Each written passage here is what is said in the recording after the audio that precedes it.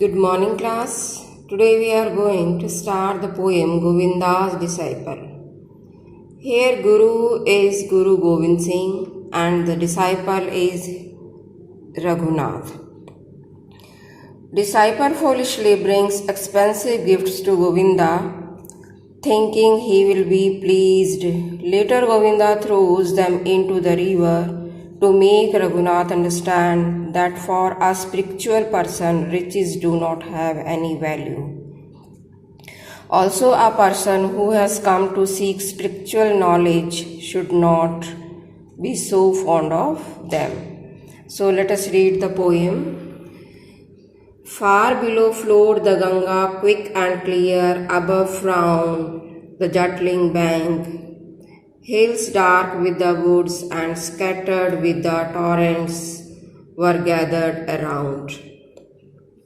Govinda, the great teacher, sat on the rock reading scriptures when Raghunath, his disciple, proud of his wealth, came and bowed to him and said, I have bought my poor wealth unworthily of thy acceptance.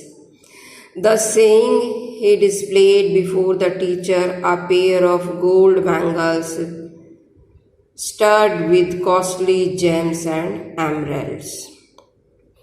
The master took up one of them, twirling it round his finger, and the stones darted shafts to light. Suddenly it slipped from his hand and rolled down the bank into the water. Raghunath jumped into the water. The teacher set his eyes upon his book, and the water held, and hid what it stole and ran its away. At sunset, Raghunath came back. He begged him to show him the place where it fell. The teacher took the other bangle and threw it into the water, saying, There it is. So the writer of the poem is Rabindranath Tagore. The poet of the poem is Rabindranath Tagore. So the poem is about the disciple foolishly brings expensive gifts to Govinda, thinking that he will be pleased.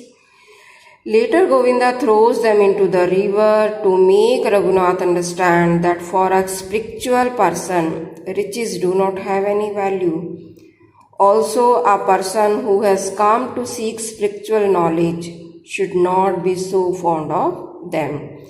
So, Raghunath was fond of jewel, money, but Guru gave him a teaching. He made him understand that if he want the spiritual knowledge, he want only the faith in his God.